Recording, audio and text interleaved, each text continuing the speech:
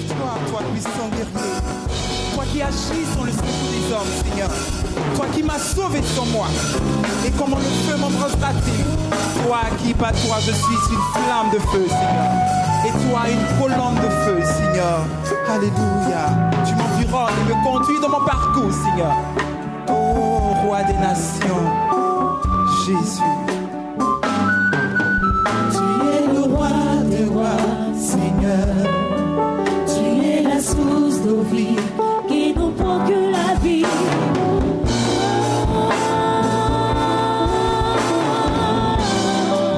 Lève-toi, Seigneur, je veux te voir. Lève-toi, roi, vaillant guerrier. Alléluia. Le vainqueur des nations. Oh, Jesus. Tu as conquis et vaincu nos cœurs. Dans la bataille, tu es l'héros qui nous sauve. Dans nos vies, Jésus, tu es un rempart. Sur ton visage rayonne la gloire. Éternel Dieu très haut. Sur ton épaule comme les nations. Éternel tout-puissant, j'ai besoin de ta présence. Je veux te faire aussi, Seigneur.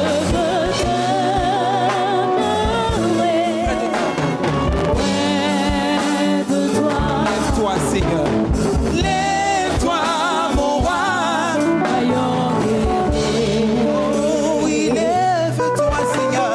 Lève-toi, mon roi, vaillant guerrier. Oh, Jésus, t'es les mains, Seigneur. Lève-toi dans ma vie, je veux te voir. Alléluia. Jésus. Lève-toi, je veux te voir, mon Jésus. Lève-toi, je veux te voir. Oui, lève-toi, je veux te voir, Seigneur. Lève-toi, je veux te voir. Pendant que mes oppresseurs, mes ennemis, restent m'attendent. Lève-toi, je veux te Seigneur, les voir. jours sont mauvais, le diable les demande et le monde me réclame. Lève-toi, je veux te voir. Je veux te voir. Je veux te Toute ma voir. famille, je veux te voir. Lève-toi, je veux te voir. Je veux te voir. Lève-toi, je Oui, veux te lève-toi, voir. je veux te voir. Lève-toi, je Dans veux ma te vie, je veux te voir. Lève-toi, je veux te voir. Oh, moi, je veux te voir. Lève-toi, je veux te voir. L'âme a besoin de toi.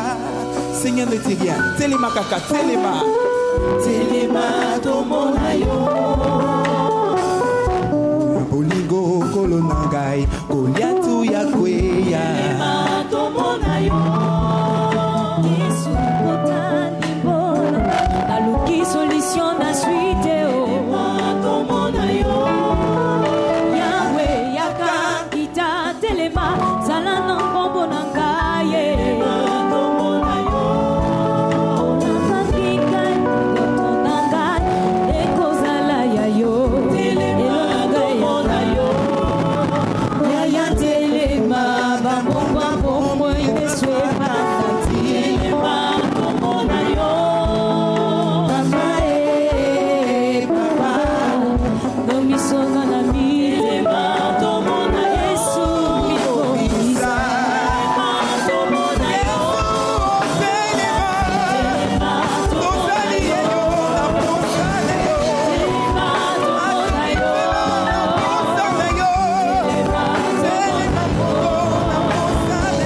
Téléma tomonayo.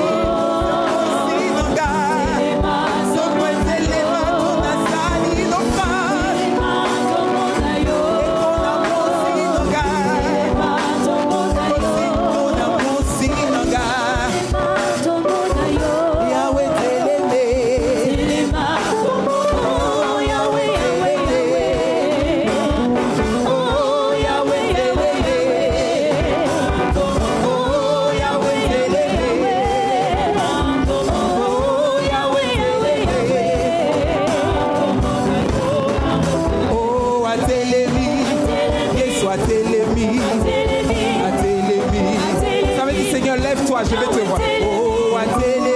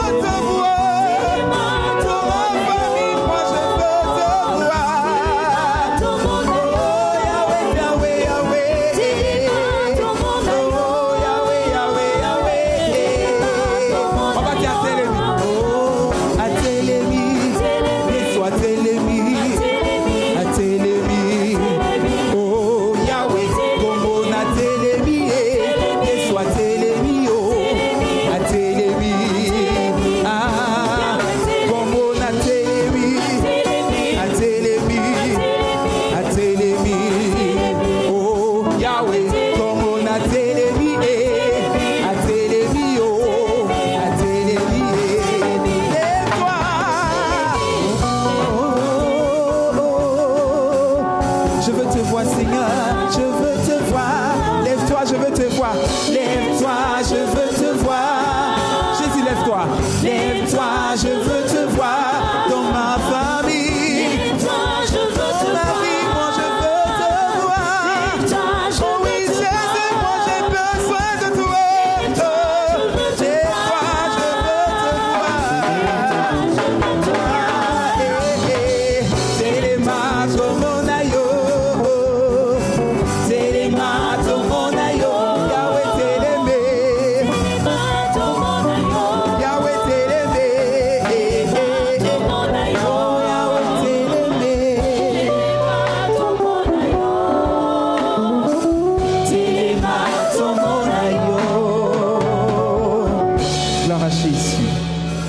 Amen. La seule direction autorisée où ta vie doit être orientée, c'est aller de l'avant. Je dis, ta vie ira de l'avant dans le précieux et puissant nom de Jésus. Si tu le croyais, tu allais dire Alléluia. Va vers trois personnes avec ton plus beau sourire et dis à cette personne, je t'aime de l'amour du Seigneur, il n'y a rien que tu peux faire contre cela. Amen. Va avec ton plus beau sourire. Dis à quelqu'un, je t'aime de l'amour du Seigneur. Dis-lui, je t'aime de l'amour du Seigneur. Et il n'y a rien que tu peux faire contre cela.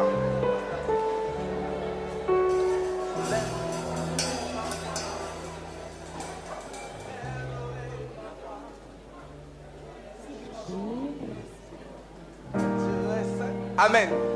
Bien, je vais remplir mes obligations protocolaires et puis on va adorer le Seigneur et puis passer à la parole de Dieu. Assieds-toi juste pour une minute. Amen. Gloire.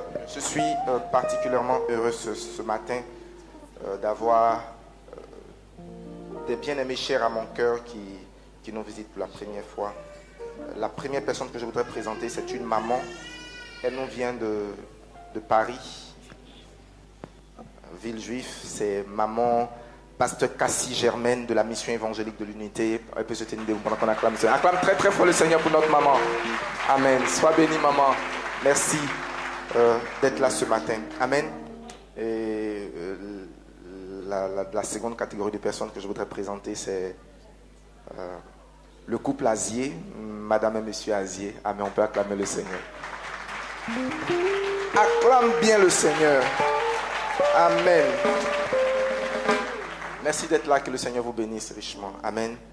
Également pour faire le culte avec nous, un de mes jeunes frères avec lesquels nous avons une histoire commune dans la maison de notre Père, qui a travaillé avec nous dans le staff de Une Chapelle quand Une Chapelle était encore sous les bâches.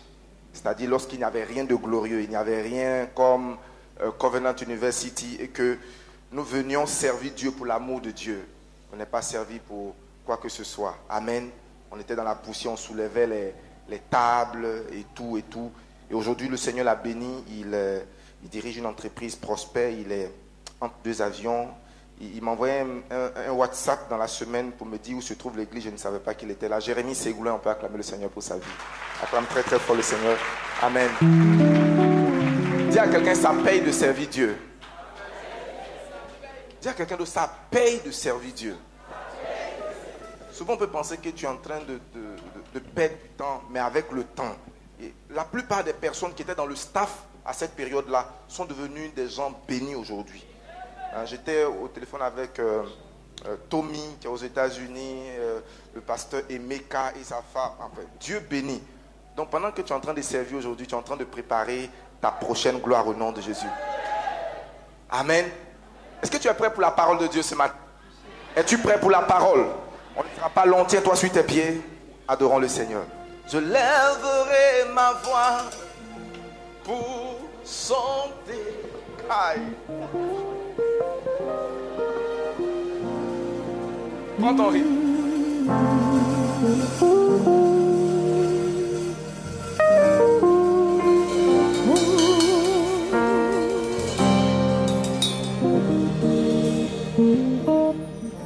Je lèverai ma voix pour chanter que Dieu est saint, saint, il est saint, saint. À toi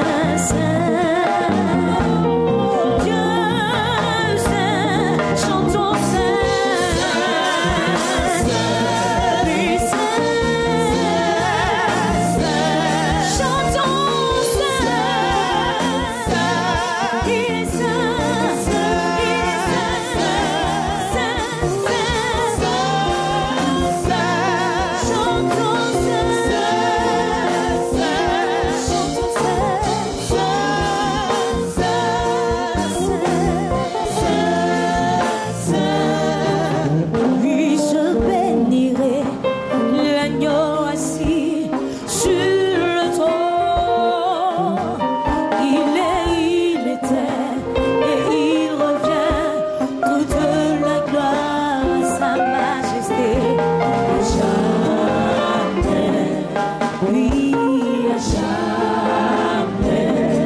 Chantons Saint, Saint, Saint, Saint, chantons Saint, chantons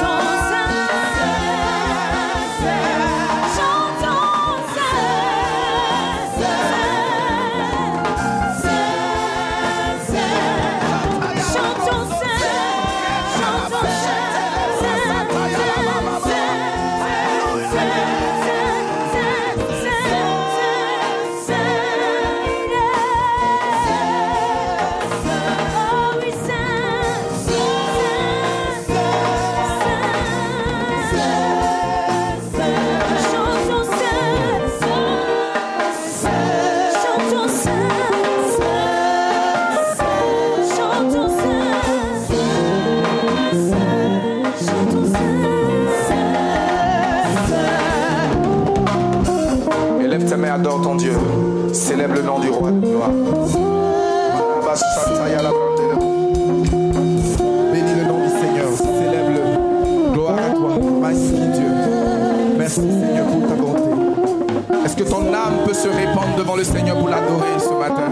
Dis au Seigneur combien tu l'aimes. Célèbre sa grandeur. Lève ta voix. Tu es saint. Au-dessus de tout. Ton nom est grand et puissant. Mon âme te loue. Merci Seigneur. Nous te bénissons. Nous te glorifions. Oh la brava bachete la baba baba rebochete la baba baba. Laissez capachete la baba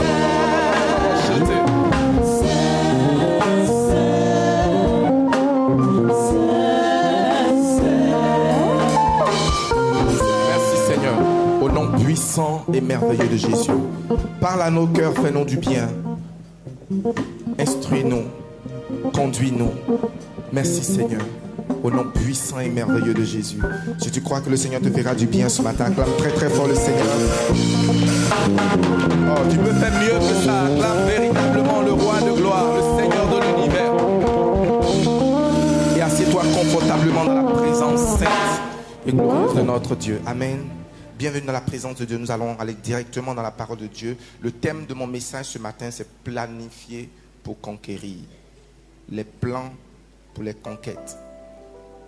Dieu nous fait savoir que ce mois de février, après nous avoir réveillé le héros qui est en nous, la prochaine exigence pour que les conquêtes deviennent une réalité, c'est la planification stratégique. Planifier, c'est le début de réalisation de tout but et objectif que vous avez dans la vie. Le début des réalisations de vos projets, de vos objectifs, commence par la planification. Alors, sans planification, pas de début. C'est le début derrière tout accomplissement, derrière tout projet de mariage, tout projet d'avancement, tout projet de prospérité. La planification est une étape non négociable. Amen. Quelqu'un pourrait me demander, c'est quoi donc la planification? Un plan, c'est tout simplement une liste écrite. Une liste comment? Une liste écrite des actions nécessaires à prendre afin d'atteindre un objectif précis. Un plan, c'est tout simplement une liste écrite des actions nécessaires à prendre afin d'atteindre un objectif. Et la stratégie, bien entendu, c'est un ensemble d'actions coordonnées, pas disparates. On peut avoir plusieurs actions, mais si les actions ne sont pas coordonnées, cela n'est pas une stratégie. Donc c'est un ensemble d'actions coordonnées, d'opérations habiles, de manœuvres en vue d'atteindre également un objectif. Dans Jérémie chapitre 29, le verset 11, un texte qui nous est familier, dans la version française, il est écrit « Je connais les projets que j'ai formés sur vous, dit le Seigneur. Projet de paix et non de malheur, afin de vous donner un avenir et de l'espérance. » Dans certaines versions, il est écrit « Je connais les pensées que j'ai pour vous. » En anglais, il dit I know the thoughts. Donc je connais les pensées que j'ai pour vous. Et dans une autre version, il est tout simplement mis à la place de projet, de pensée, plan. Et c'est un mot qui est mis au pluriel. Il dit, je connais les plans. J'insiste sur le S, puisque ce n'est pas écrit, pour que tu saches qu'à la fin du plan, il y a un S. Je connais les plans que j'ai pour toi. Donc Dieu a des plans pour toi. Dis avec moi, Dieu a des plans pour moi. Donc Dieu n'a pas un plan, Dieu a des plans. Et ces plans sont pour te conduire à un avenir sûr et un avenir certain. Les produits finis des plans de Dieu, c'est le bonheur. Si nous suivons le plan ou les plans de Dieu, nous finirons à une destination appelée bonheur. Il dit, je connais les plans que j'ai fait. Et mes plans sont des plans de bonheur. Donc les plans de Dieu sont la courroie qui t'emmène, c'est le véhicule qui te transporte de là où tu es à là où tu dois être. Les plans de Dieu, c'est le pont entre ton présent et ton avenir. Les plans de Dieu, c'est le pont qu'il y a entre ta misère aujourd'hui et ta future prospérité. Le plan de Dieu, c'est la stratégie qui te permet de te connecter à ton futur. Donc sans plan, tu n'as pas de futur. Le but, et j'aimerais que vous l'écrivez, les buts sont irréalisables sans les plans. C'est une chose que d'avoir un but, d'avoir un objectif, mais comment atteindre cet objectif? Donc les plans, enfin les buts sont irréalisables sans les plans. C'est pourquoi Dieu dit, j'ai un but pour toi, mais j'ai aussi des plans. J'ai des stratégies pour t'emmener à là où tu veux. Priez pour un miracle et obtenez un plan. Pourquoi? Peut-être que quelqu'un est venu ce matin au milieu de nous, criant vers Dieu pour un miracle. Laisse-moi te dire, chaque fois que les hommes crient vers Dieu pour un miracle, Dieu ne leur donne pas le miracle, il leur donne une série d'instructions. Et c'est cette série d'instructions que nous appelons plan. Dis avec moi plan. Alléluia. Chaque fois que vous demandez un miracle à Dieu, il vous donnera une série d'instructions.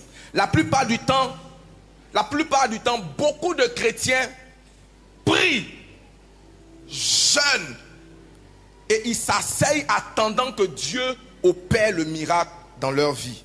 Mais Dieu n'agit pas ainsi.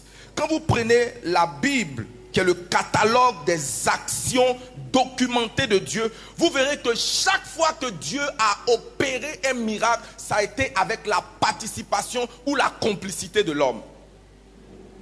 Jusqu'à ce que vous devenez le complice de Dieu, vous n'obtiendrez aucun miracle dans votre vie.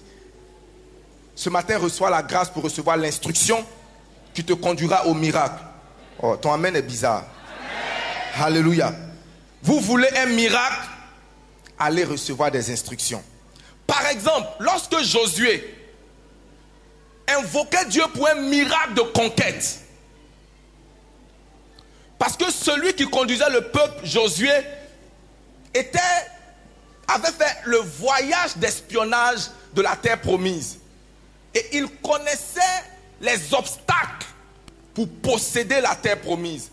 L'obstacle des murailles, l'obstacle des géants et tout cela. Et quand il va arriver, vous pouvez voir cela dans le livre de Josué, chapitre 6, du verset 3 au verset 5. Dieu va lui donner une stratégie. Et en quoi consiste cette stratégie? Josué chapitre 6, les versets 3. Je voudrais lire.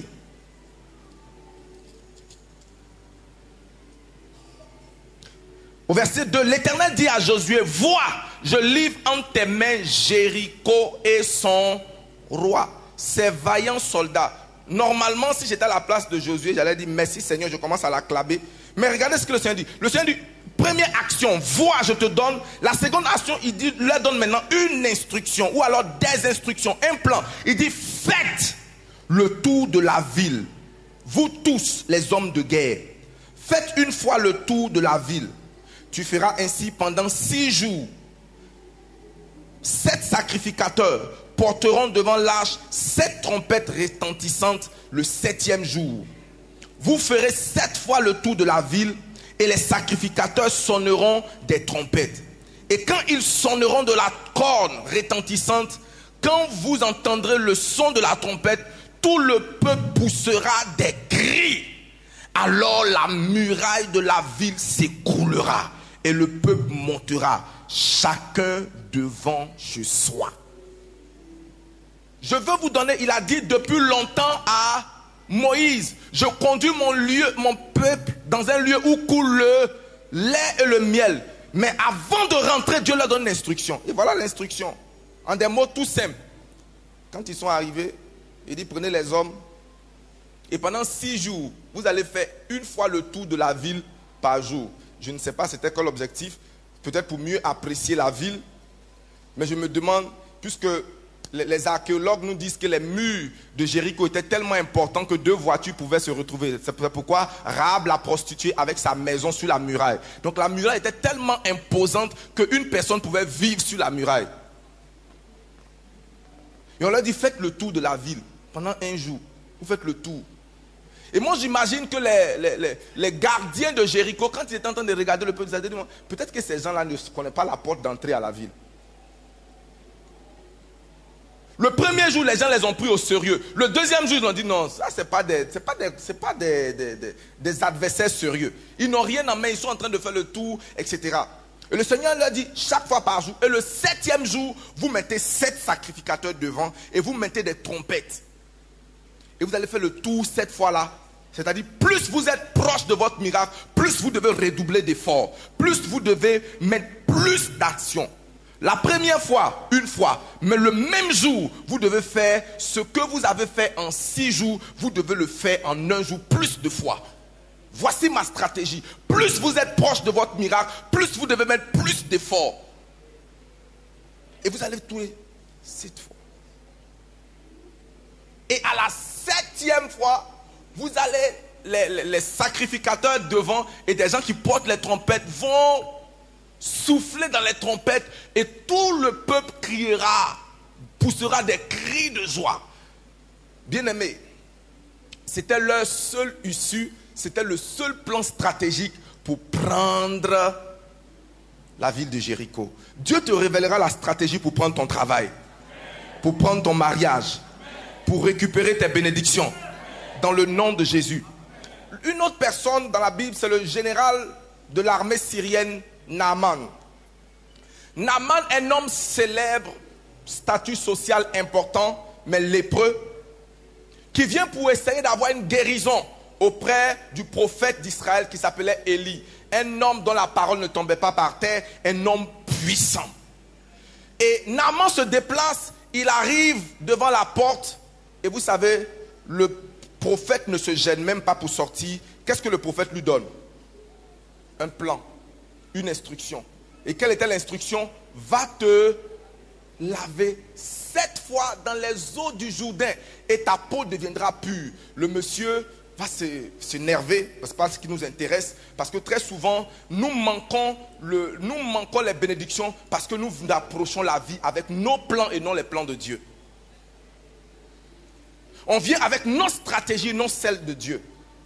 Souvent, quand on veut être béni, on a déjà notre plan. Quand le monsieur venait, il dit, je pensais que quand j'allais arriver, selon mon statut de général, il allait sortir, il allait m'imposer les mains, il allait me faire ceci. Bien aimé, c'est la gymnastique que tu cherches ou c'est la guérison?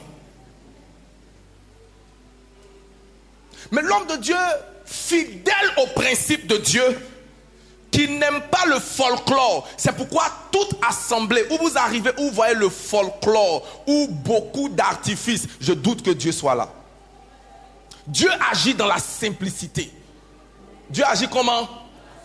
Quand le peuple d'Israël était mordu par des serpents, il a dit à Moïse, élève un serpent d'airain. Et voici ce qu'il faut faire. Celui qui regardera, il n'y a pas autre chose. Celui qui regardera.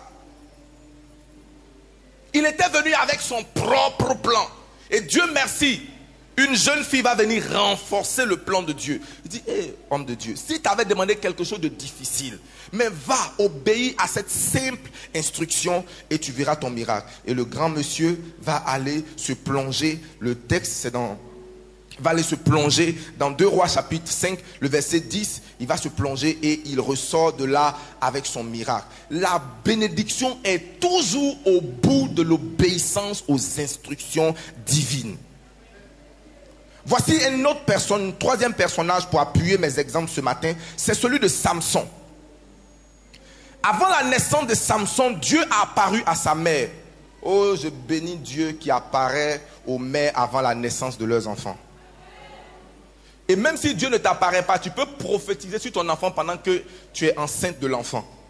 Tu peux oindre ton ventre, tu peux déclarer des choses sur le... Il y a un exercice spirituel de la même manière qu'il y a un suivi prénatal pour l'enfant. Il doit avoir également un suivi spirituel pour la naissance de tout enfant qui va marquer sa génération.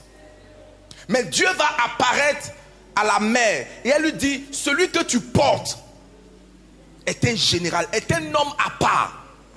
Cet enfant-là, quand il va naître, le rasoir ne doit pas entrer dans sa tête. Il ne doit pas boire de vin. Même la liqueur ne doit même pas s'approcher de sa bouche. Tu sais quoi? Dieu a un plan pour toi. Dieu a un but pour toi. Mais ses instructions, en fait, ses buts viennent également avec des instructions. C'est pourquoi il y a des gens dans la vie, Dieu ne permettra pas que tu fasses ce que les autres font. Et souvent tu es tenté de te dire, Seigneur, mais telle personne a fait ceci, rien n'est arrivé. Mais moi, quand j'essaie de faire telle chose, il y a une catastrophe qui arrive. Ta vie est différente.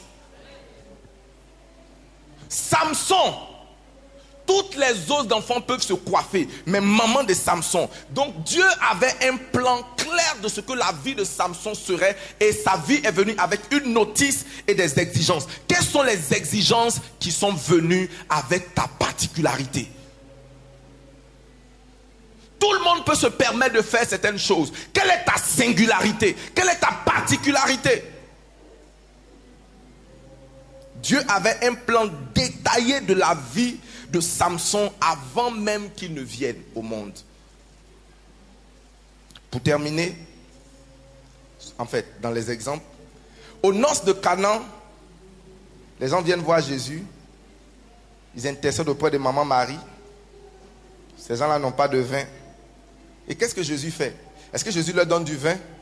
Non, il ne leur donne pas du vin. Il leur donne une instruction. Allez remplir les jarres d'eau. Et pendant qu'ils allaient faire cette chose stupide, cette chose bizarre, sans questionner, sans se dire, mais ce gars-là nous prend même pour qui?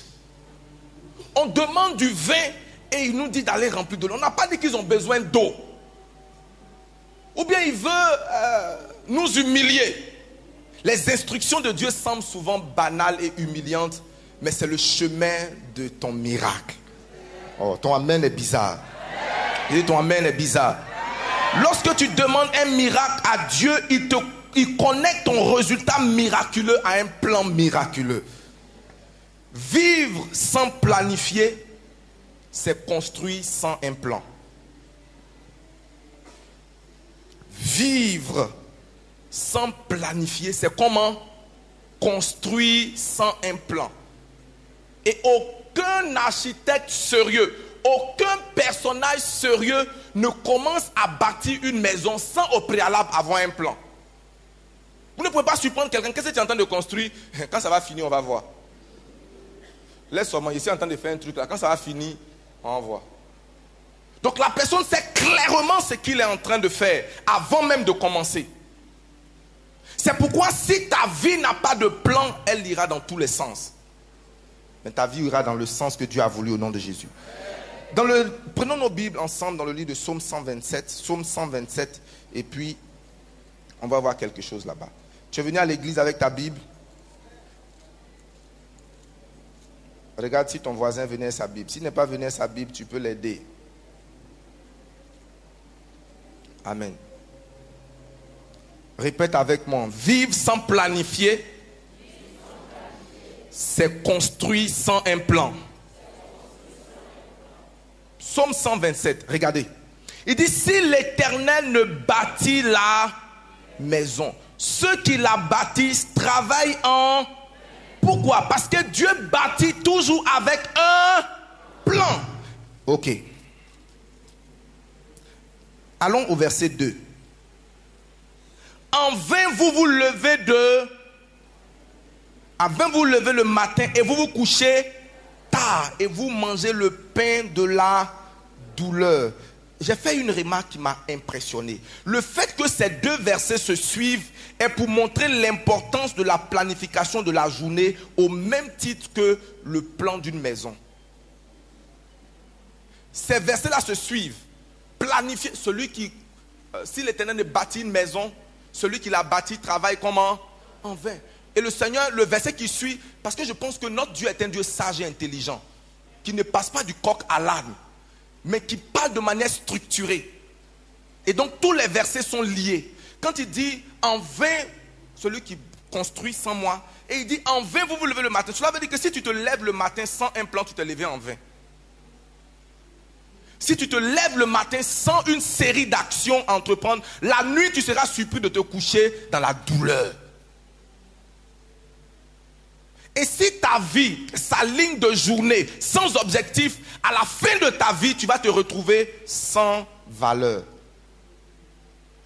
Celui qui construit sans un plan, construit en vain. En vain, ça veut dire pour zéro, sans résultat. Si tu te lèves le matin, tu te brosses les dents. Peut-être même si tu le fais, c'est bon.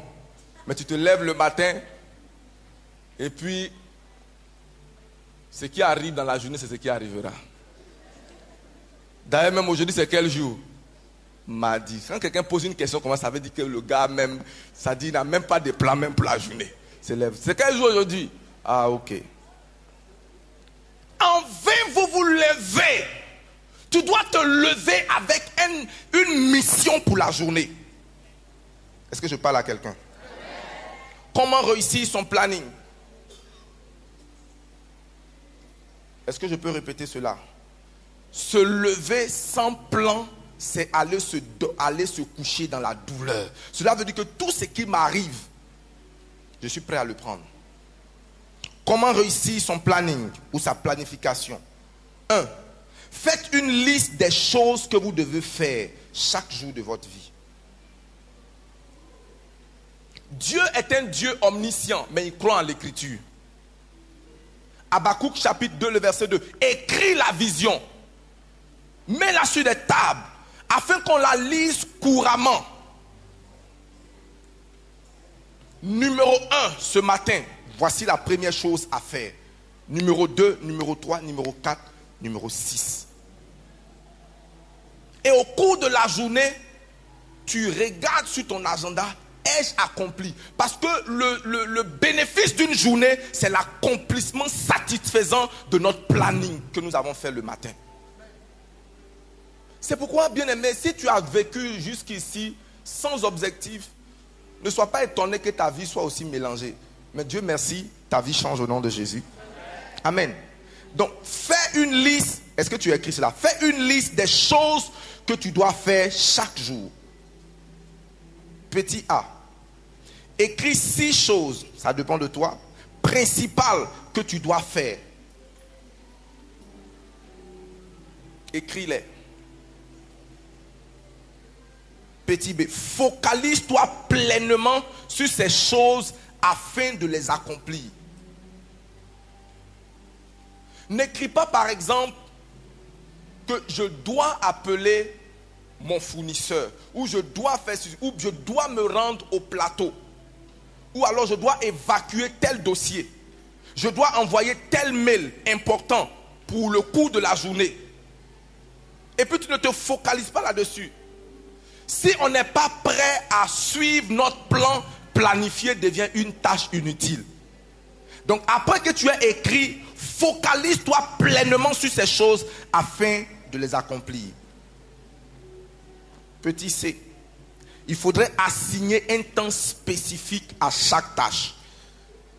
Si tu ne peux pas planifier, enfin, il faut assigner une heure.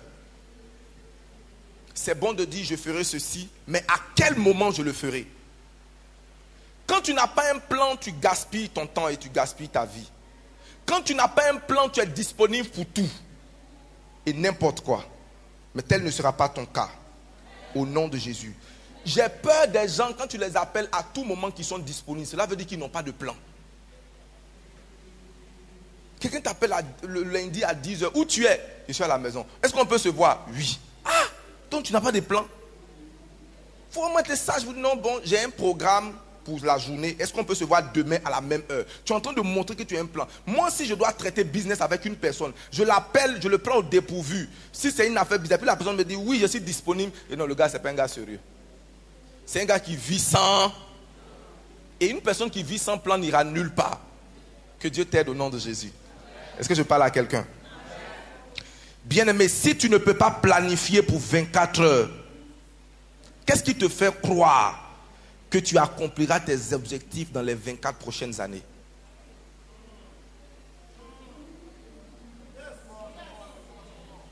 Si tu ne peux pas planifier pour 24 heures, qu'est-ce qui te fait croire que tu accompliras tes objectifs dans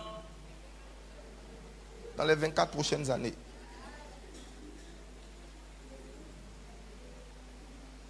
Prends chaque heure de la journée comme un employé. Prends chaque heure de la journée comme un employé. Il faut déléguer une tâche spécifique à chaque heure. C'est-à-dire, tu dis à 10 heures, je te donne telle mission. À 10 heures, je dois être en train de faire ceci. Je dois être en train de quitter Yopougon pour le plateau. Je dois être à telle heure, je dois être en train de retourner. Tu donnes une heure. À telle heure, je dois être en train de faire ceci. Fais de chaque heure de ta journée une mission. Même te reposer doit être une mission quand tu as travaillé. Quand tu as fait comment? La Bible dit que le sommeil du travailleur est doux. Mais le sommeil du paresseux est rempli de cauchemars.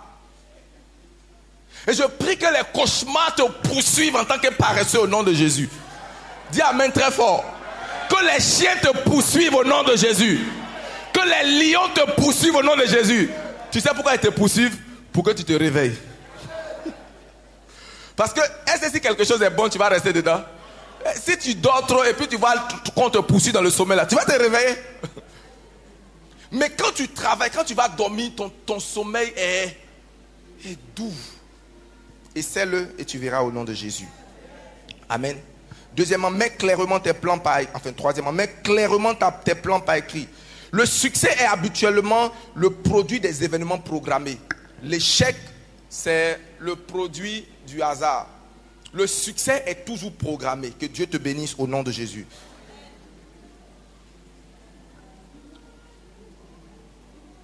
Être débordé est un signe d'être désordonné. Quand tu es chaque fois débordé et que souvent tu aimes te jouer l'intéressant en donnant l'impression que tu es trop occupé, en réalité tu es tout simplement en train de dire que tu es désorganisé. Et pendant que je préparais ce thème, ce message, Dieu m'a dit clairement qu'une personne qui est constamment en retard est une personne qui ne planifie pas. Parce que si tu planifies tes actions, tu sauras que tu vas éviter le retard et le stress. Une personne qui est constamment en retard est une personne qui ne planifie pas. Ne donne pas l'impression que tu es trop occupé.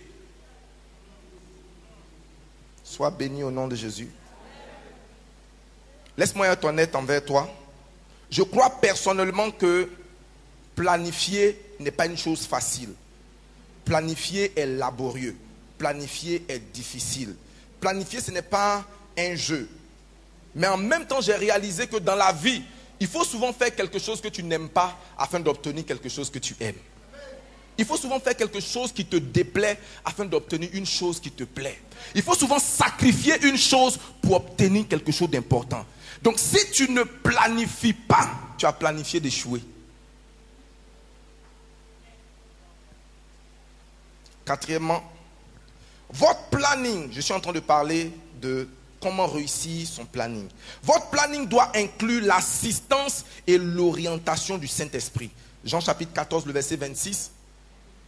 Il dit, quand l'Esprit de Dieu viendra, il vous conduira en toutes choses. Pas seulement dans les choses de l'Esprit, mais dans les choses de la vie. Tous les départements de votre vie, vous avez besoin de l'assistance et de l'expertise du Saint-Esprit. C'est pourquoi, bien-aimé, le meilleur moment pour planifier sa journée, c'est après sa dévotion personnelle. Si tu ne pries pas, tu ne peux pas planifier. L'important, ce n'est pas de planifier. L'important, c'est de planifier avec... Vous savez, un plan est important lorsque vous avez des faits. Lorsque vous avez une connaissance des éventualités. Vous pouvez planifier une chose et puis vous ne savez pas ce qui va arriver. Par exemple, ce matin en venant dans la voiture, j'écoutais un message, je suis tombé sur Radio Jam et puis un homme de Dieu prêchait. Et le thème de son message c'était « Demain ne t'appartient pas ». Oui, le demain que tu ne planifies pas ne t'appartient pas. Tu peux décider que je vais faire ceci, je vais faire cela, mais tu ne sais pas ce qui t'attend demain. Mais quand tu finis de planifier dans la prière, le Saint-Esprit qui sait toutes choses ne va pas emmener tes pensées dans les futilités. Enfin, j'appelle futilité le gaspillage d'énergie de pensée dans une action qui ne va pas produire. Quand tu finis de prier, c'est le bon moment pour planifier. C'est pourquoi si tu n'as pas de vie de prière, si tu n'as pas une dévotion personnelle, tu ne peux pas planifier de manière efficace.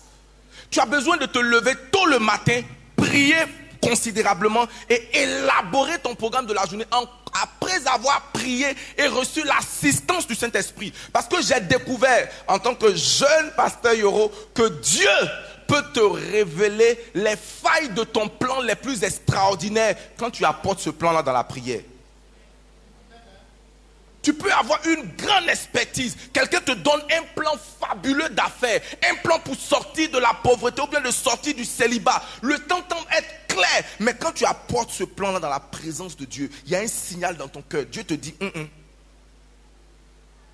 c'est pas le moment, ou alors ce n'est pas avec la bonne personne. Tu reçois un tiraillement. Mais quand tu te lèves le matin sans avoir consulté le Saint-Esprit, tu viens avec le plan que par exemple Gabo Junior t'a donné. Pas Gabo Junior ici, un autre Gabo Junior quelque part là-bas te dit que demain tu me trouves quelque part, on doit aller dans tel endroit. Tu te lèves le matin, tu ne prends même pas le temps de prier, tu commences à courir. Mais tu as besoin de t'asseoir un moment avec le Seigneur. Seigneur, mon âme t'adore. Tu as dit recommande ton sort à l'Éternel et tes projets réussiront. Seigneur, je te recommande ce projet. Seigneur, que faut-il faire? Parce que la prière, ce n'est pas seulement demander pour recevoir. La prière également, il y a une dimension interrogative de la prière. Il dit demandez et vous cherchez et vous. Donc dans la dimension chercher, il y a la dimension interrogative dans la prière. Seigneur, maintenant que nous devons aller sur... Que penses-tu? Seigneur, donne-nous ton orientation. Bien-aimé, le meilleur moment pour planifier sa journée, c'est après la prière. Toute planification en dehors ou sans la prière est un plan voué à l'échec. Peut-être que échouer est un mot trop fort, mais qui ne va pas s'accomplir sans couac. Mais quand tu confie tes plans dans les mains du Seigneur, le Seigneur qui connaît le futur, qui connaît les circonstances, va ordonner tes pas dans la bonne direction. Ton temps dans l'intimité avec Dieu détermine ton impact dans les résultats en public. La qualité de ton intimité avec Dieu, c'est ce qui détermine la qualité de ton impact en public. C'est du secret vers le public, pas le public. Quatrièmement, ton planning doit inclure ton cercle de conseils. La Bible dans Ecclésiaste chapitre 4, le verset 9. 2 valent mieux que 1. 2 valent mieux que 1. Dans Proverbes chapitre 11, verset 14, il dit les projets échouent faute de plan. Et le salut est dans un grand nombre de conseillers. Tu dois poser des questions aux bonnes personnes. Pour ceux qui ont suivi l'école de Joseph, tu ne vas pas demander des informations sur l'élevage à un couturier. Tu ne vas pas demander des conseils de mariage à quelqu'un qui a 4 divorces. Sous prétexte que c'est mon oncle. Je vais donner un conseil à mon oncle. Oh, l'oncle, il a une réputation d'avoir divorcé combien de fois? Et la 5e, il est sur le point de la faire sortir. Et tu viens là, tu dis tonton. Donc tu vas demander conseil à des gens qui ont des résultats que tu veux. Tu ne vas pas demander conseil à une personne qui est en train de lutter dans sa vie chrétienne. Est-ce que quand tu étais à l'école, là, tu vas demander des conseils à quelqu'un qui a 0 en maths pour qu'il t'aide en maths? On aide comment réussir, on n'aide pas à aider comment échouer. Amen. Le salut est dans le grand nombre de conseillers. C'est vrai que le Saint-Esprit va t'assister, mais il est bon souvent de prendre des conseils sages. Et souvent, un seul conseil peut t'emmener à échapper à beaucoup de choses. J'ai rendu beaucoup de témoignages sur des conseils qui m'ont aidé, que ce soit dans les affaires ou dans beaucoup de choses. J'avais l'intention d'ouvrir une entreprise de papeterie avec une sœur qui travaillait pour quelqu'un. Elle me disait, Daddy, si on investit 5 millions, on va à Dubaï, on fait venir les papiers et puis on va livrer. Tu auras un bénéfice de 15 millions en 2 semaines. J'ai dit, ma fille, ce que tu dis là, c'est vrai? Elle dit, oui, papa. J'ai dit, Kai, attends, je te signe le truc. Mais avant de sortir l'argent, je suis allé demander conseil à une sœur qui est dans les affaires. J'ai dit, voici ce que je suis sur le point de faire. Elle dit, Daddy, les choses ne se passent pas comme ça. Je dis que les gens, c'est pas que les gens t'attendent pour prendre tes marchandises. Les gens qui vendent là, eux-mêmes là, ils ont leur fournisseur. Et quand tu vas arriver, soit tu fais un dépôt-vente, parce que voici ce qui se fait. Et tu vas attendre. Elle ne t'a pas donné toutes les informations. Si tu es pressé, voici, je peux te prédire ce qui va arriver. Et quand je suis retourné vers la soeur, je me suis rendu compte qu'elle a voulu juste me berner avec un résultat rapide sans me montrer les contours du business. Je dis, ma soeur, je ne suis pas prêt à gratter ma tête et puis notre amitié va se gâter à cause du Malakai. Laisse-moi cette affaire-là. Je veux... Amen. Donc, un conseil sage d'une personne, pas le conseil d'une personne qui ne veut pas te voir réussir dans le domaine. Parce que ça peut arriver qu'une personne ne veut pas que tu entres dans un domaine et se tient comme un obstacle. Mais Dieu saura t'orienter vers des personnes qui te donneront des conseils. Et bien aimé, écoute-moi très bien. Souvent, un seul conseil vaut des millions. Reçois ce genre de personnes au nom de Jésus. Donc tu as besoin d'inclure dans ton plan, de prendre en considération le conseil de personnes sages. Les projets échouent. Amen. J'ai dit amen. Amen. J'ai dit amen. Amen. Par exemple, pasteur Azier. Je sais que dans sa situation, amen. Pourquoi il veut parler de mon fils? Amen. Je connais quelqu'un qui a traversé la même. Le gars est marié à sa femme, sa canadienne. Les gens sont en train de faire les problèmes de papier. Maintenant, aujourd'hui, sa femme et lui sont obligés de se retrouver au Maroc. Oui, maintenant elle est en Côte d'Ivoire pour qu'ils puissent. Vous voyez, non? Et c'est intéressant comme ça. C'est vrai qu'on prie. J'avais un fils, Yvan, qu'elle connaît, qui avait la même situation et qui est passé par cette étape-là. Et il a reçu le conseil d'une personne qui lui dit, si tu mets telle et telle chose, ça va aller. Donc en plus de la prière du jeûne, il y a des gens qui ont déjà traversé des situations que tu traverses aujourd'hui et Dieu va te révéler le plan pour que tu puisses conquérir au nom de Jésus. Bien, je dis amen très fort. Avant de terminer mon message ce matin, parce que je suis en train de conclure, je voudrais préciser encore certaines choses. Premièrement, prier ne remplace pas la planification. Ce que je veux dire, c'est que prier ne vous dispense pas de planifier. Prier est une bonne chose. Mais prier n'exclut pas d'élaborer une série d'actions. En réalité, tu sors de la prière avec une série d'actions à entreprendre. Tu sors de la prière avec une approche différente dans tes affaires. Une approche différente dans ta vie chrétienne. Quand tu sors de la prière, le Seigneur te dit, voici ma pensée. Deuxième chose, la planification ne peut jamais remplacer la prière. Est-ce que quelqu'un perçoit la nuance? Est-ce que quelqu'un perçoit la nuance? J'ai dit premièrement, prier ne remplace pas la planification. Et deuxièmement, la planification ne peut jamais prendre la place de la prière. Par exemple, pour illustration, Josué a conquis Jéricho. Mais il a perdu face à Haï parce qu'il est allé en bataille sans consulter l'Éternel. Et il a perdu. Toutes les batailles pour lesquelles tu vas consulter l'Éternel, tu vas gagner. La prière est notre accès à la puissance. Les avantages d'avoir un plan. Je suis en train de conclure. Le premier avantage, c'est que vos buts et vos objectifs se réalisent plus rapidement. Lorsque vous avez un plan, les choses qui doivent vous prendre 5 ans vous prennent quelques semaines. Parce que vous savez ce qu'il faut faire. Beaucoup de personnes s'attendent à ce que un jour, moi là, il serait béni. Un jour, moi là, Dieu va me bénir.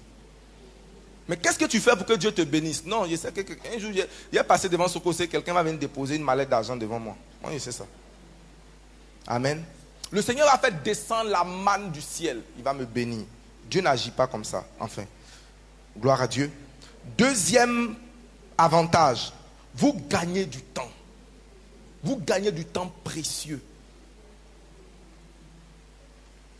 Lorsque vous avez un plan. Troisièmement, lorsque vous avez un plan, vous êtes rarement une victime pour l'ennemi. Chaque fois que vous avez vu une personne être victime du diable, c'est parce qu'elle n'avait pas de plan. En commençant par Ève dans le jardin. Elle était en promenade sans un objectif et elle s'est arrêtée devant un endroit où elle ne devait jamais s'arrêter. Et elle a eu la rencontre avec le diable. Parce que le diable est un vagabond qui n'a pas de mission. Le jour où vous rencontrez le diable, c'est parce que vous êtes en vagabondage et votre chemin s'est croisé avec un vagabond. Le seul jour où David, l'homme selon le cœur de Dieu, a chuté et a tué, c'est parce qu'il s'est retrouvé en un lieu où il ne devait pas être. Dis avec moi l'engrenage du péché. Est-ce que vous savez que la femme là se lavait toujours là? C'était sa douche. C'est là où elle se lavait. Mais David ne devait pas être là en ce moment-là. Il y a des endroits où quand tu n'as pas de plan, tu te retrouves dans des endroits où tu ne dois pas être. Tu deviens une victime de l'ennemi quand tu marches sans un plan. Et David a vu la femme. Et quand il a vu la femme se laver, au lieu de tourner son regard, il est venu bien se placer. Comment je sais qu'il s'est bien placé? Parce qu'il a appelé quelqu'un pour demander c'est la femme de qui. Enfin, il a appelé et dit celle-là c'est qui. Jusqu'à même elle vient chez lui. Il est enceinte même. Que Dieu t'aide au nom de Jésus. Et puis il tue le mari. Mais c'est parti d'où? Il devait être en guerre et il était à la maison. Tu rencontres des problèmes quand au lieu d'être au travail, tu es devant la télé. Tu rencontres des problèmes quand au lieu de prier, tu es en train de jouer. Tu rencontres des problèmes lorsque au lieu de faire une œuvre utile, tu es en train de dialoguer, de papoter avec une personne qui ne peut pas t'apporter. Il est temps que tu te sépares de tout ce qui te sépare de ton futur. C'est pourquoi les ennemis de la planification sont trouver quelqu'un qu'on doit blâmer. Une personne qui trouve toujours des responsables pour ce qui lui arrive ne va jamais planifier. Il trouve toujours un responsable. Quelqu'un qui va blâmer. Il blâme sa famille. Il blâme le gouvernement. Il blâme le temps. Il blâme tout le monde. C'est parce que je ne suis pas là à l'école. Les gens ne m'aiment pas. Dans mon quartier, on ne m'aime pas.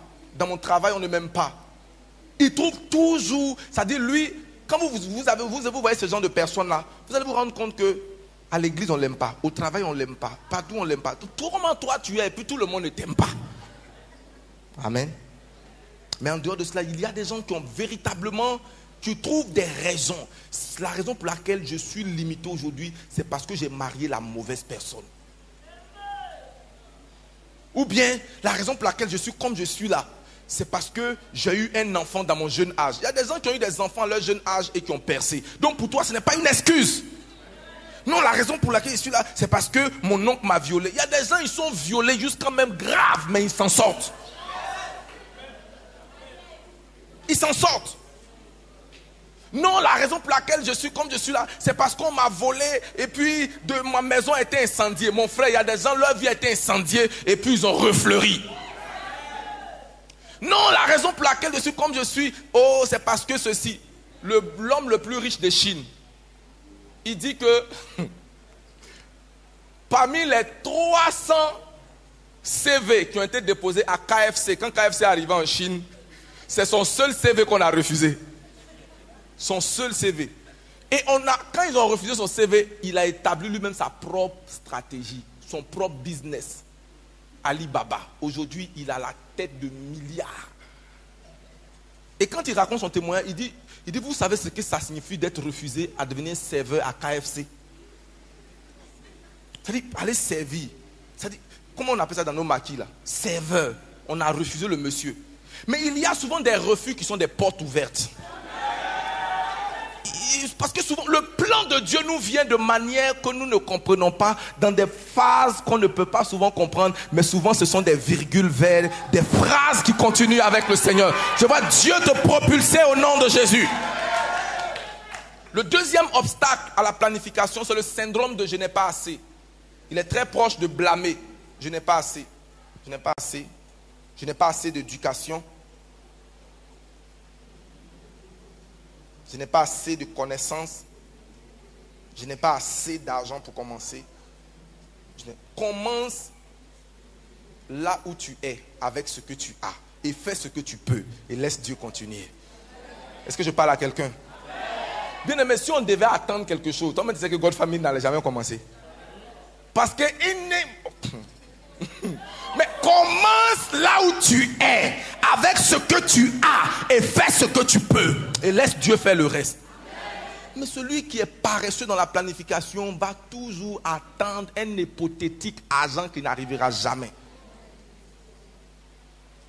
Le projet du concert, c'est un projet de 23 millions.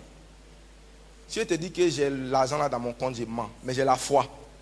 Et pendant que j'avance à petits pas, je vois Dieu ouvrir les portes. Pendant que j'avance, à telle enseigne que tu veux que je te fasse une confidence, des chefs de chaînes de radio et de télévision et le producteur d'un célèbre groupe musical en Côte d'Ivoire m'a appelé pour dire je veux te prendre le projet et organiser.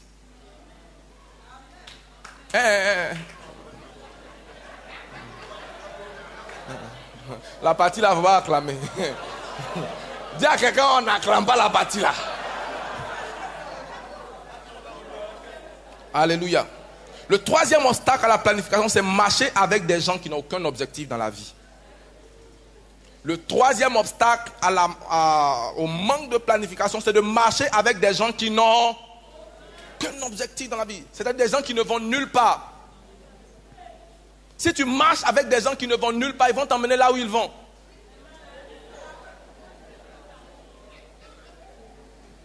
Si tu marches avec des gens qui ne vont nulle part, tu vas rester à Sikoji le tour.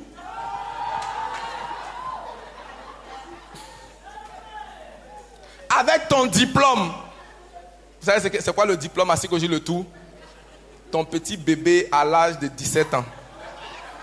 Ton petit papou qui vient perpétuer la tradition à Sikoji le tour. Amen. Non, je veux que Dieu nous garde. Mais quand vous rentrez dans la plupart des maisons à Sikoji le tour, à Sikoji et à Sojefia, et puis où encore? Selmer, merci. Selmer. Vous allez voir que la plus... Et Wasakara, le célèbre Wasakara. Amen. Tu vas voir que sur 10 jeunes filles qui ont entre 16 et 20 ans, 9 ont un enfant. Hein, comment? C'est la moyenne. Elles ont la moyenne.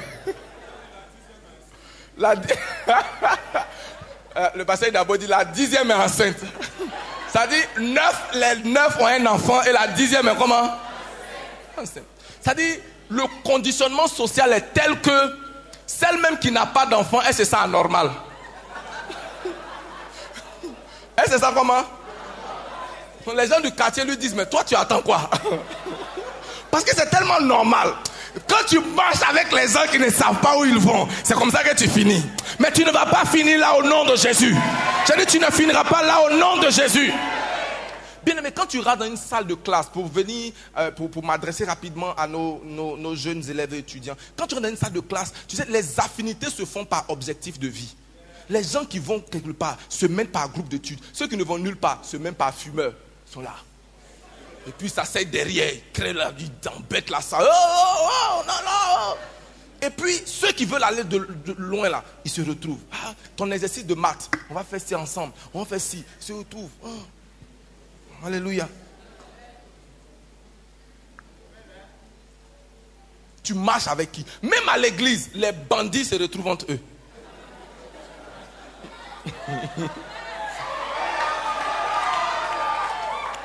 Les critiqueurs se retrouvent entre eux.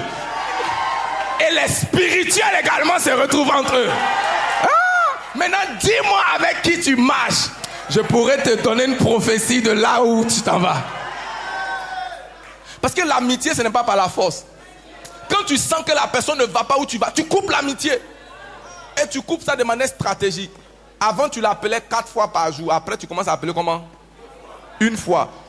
Et puis un peu, jusqu'à... Tu commences à lui dire que je suis occupé. Parce que c'est votre inoccupation qui vous réunissait. Mais maintenant, quand tu es occupé, l'amitié va commencer à se... Est-ce qu'un vagabond peut être l'ami d'un... Non, ils peuvent être amis dans une certaine dimension. Mais ça veut dire que... Est-ce qu'ils peuvent être aussi intimes le jour? Alléluia. Alléluia. J'ai dit alléluia. J'ai dit alléluia.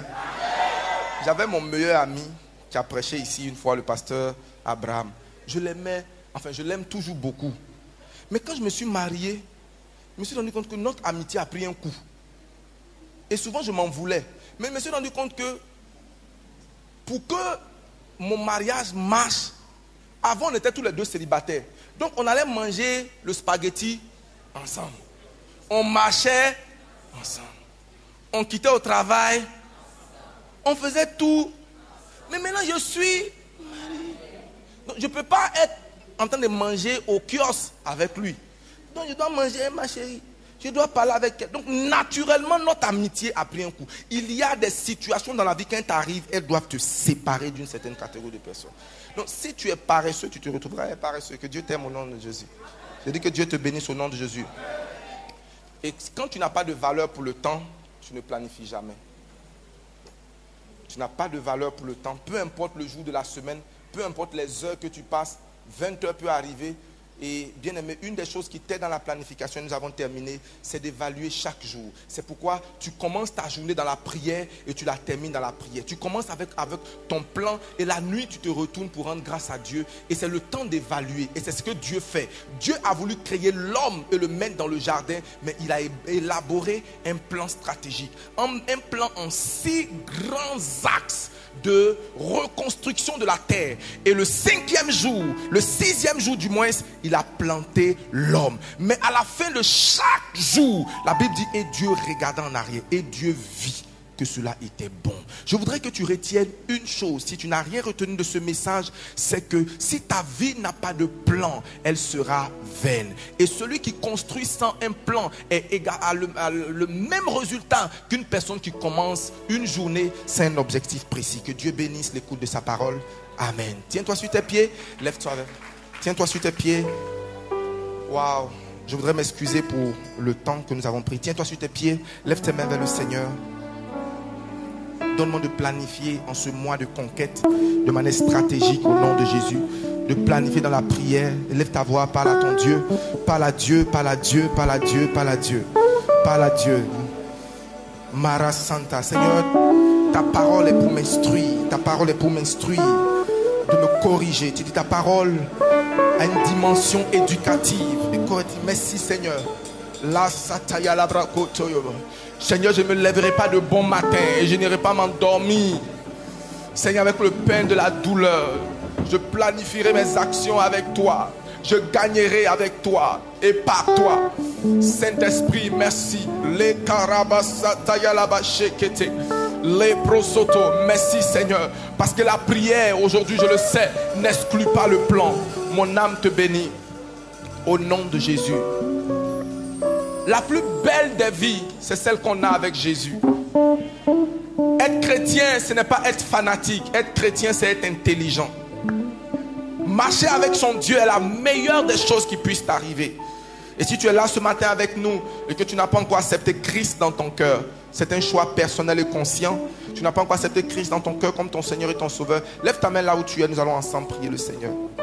tu n'as pas encore accepté Christ, c'est extrêmement important de dire Seigneur, oui, je prends la décision de marcher avec toi aujourd'hui dans le nom de Jésus. Tu veux dire oui au Seigneur Jésus. Amen. Fais cette prière avec mon Seigneur Jésus. Je t'accepte dans mon cœur comme mon Seigneur et mon Sauveur personnel. Lave-moi par ton sang et purifie-moi de tout péché. Merci de m'avoir lavé, de m'avoir purifié au nom de Jésus. Tu as fait cette prière, viens rapidement devant, nous allons prier ensemble. Je dis oui Seigneur, alléluia. Tu as fait cette prière, viens rapidement devant, nous allons prier ensemble. Je dis oui, oui, oui. Merci Seigneur. Je dis oui. Il y a une âme, la Bible dit à la joie dans le ciel pour une âme qui se répand. Viens rapidement devant, nous allons ensemble prier. Amen. Gloire à Dieu. On peut acclamer le Seigneur.